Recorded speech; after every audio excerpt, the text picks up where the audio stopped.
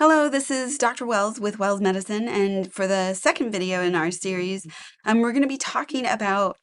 again, why holidays might make you feel miserable. And in this video, I want to focus on specifically how sometimes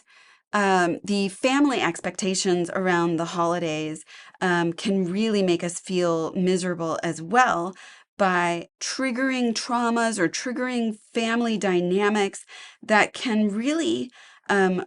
re-ground us and shift our nervous system into a past, maybe traumatic nervous system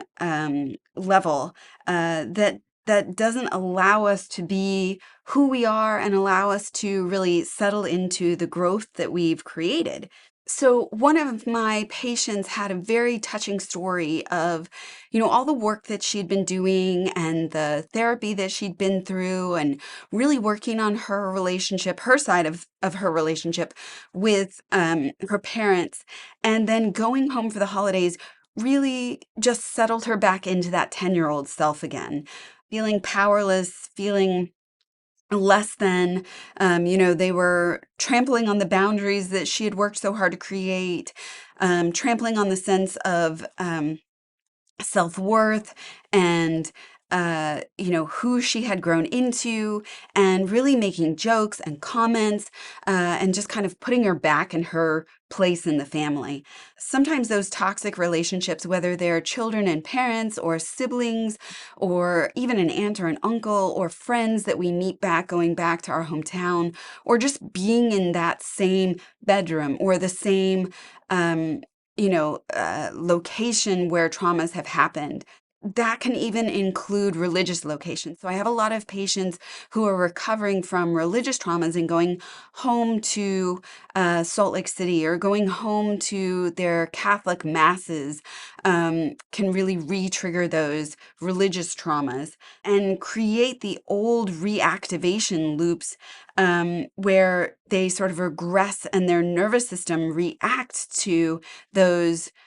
old trauma and puts them back into old patterns and thought habits. So just because you've worked really hard to set up boundaries does not mean that the people that you've created those boundaries for respect those boundaries and honor those boundaries. And sometimes actually creating those boundaries, going back into those relationships as a new person, rebalances the relationship in a way that the other person then reacts very badly to, because you're changing the balance of power or you're shifting dynamics in a relationship in ways that they don't understand and they haven't had therapy and practice and time to adjust to. So sometimes that can create some real difficult dynamics in the moment as you're kind of coming back into those relationships. Ketamine can help here through addressing those stuck trauma loops and can help with reestablishing those patterns and recovering from those trauma loops. But one of the things that I will often talk to patients about is very frequently patients want to kind of go home and clear the air. They've really seen the light themselves and they want to go back and talk to their family members and,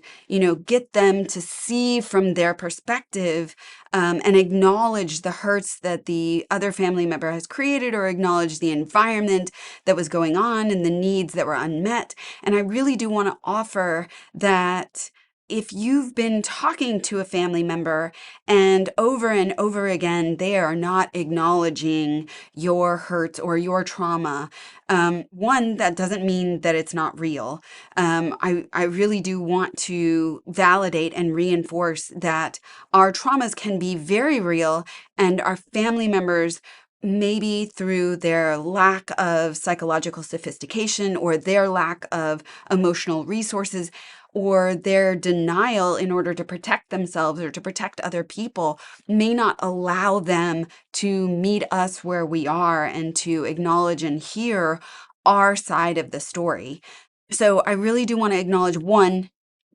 with all validation, like, I hear you. You can have deep and real traumas that people in your life may never validate, and may never see their part of or their contribution to. And when that happens, there are sort of three options. One, there is the option of continuing to beat against that wall and continuing to go back to those old habits and thoughts and behaviors and asking them to meet you where you are and clear the air and acknowledge you. But I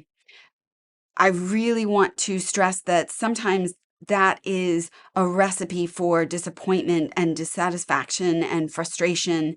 And so your second option is to just kind of return home. And if you've already asked them to meet you where you are many times and they just can't, then it's a matter of sort of deciding, is this relationship worth it? Am I getting enough from, and I don't mean, financially enough, although that could be a part of it, but am I getting emotionally enough of what I need in this relationship to justify me glossing over it? Am I able to just kind of gloss over it,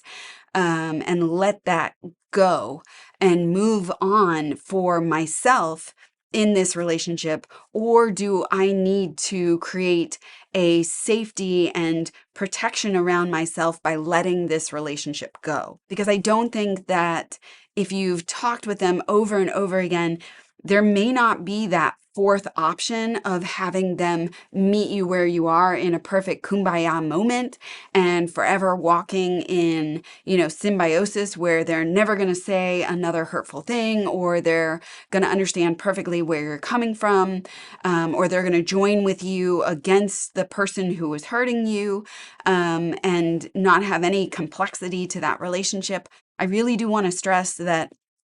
for a lot of relationships, when you're going back into it, you really only have those options. The option of letting it go, the option of moving forward with whatever that looks like for you, and maybe only talking about the weather, maybe only talking about sports, or only talking about the food on the table. But you're getting something out of that relationship that's worth it enough to you to move on past whatever hurts are in your past. Or the option of, you know, moving on and finding some other relationships that may be more supportive or maybe more beneficial for who you are now. That's just my encouragement around kind of figuring out what you want from your family, from your place this holiday season, but knowing that, you may not be going crazy. Going back to those situations may kind of put you back into the mindset of the 10-year-old or the 16-year-old, and kind of figuring out whether that's something that might be healthy for you or something that you want to do, or maybe something that needs to be avoided. In the next video, we're going to talk a little bit about one of the third reasons that I think the holidays and seasons can make you depressed,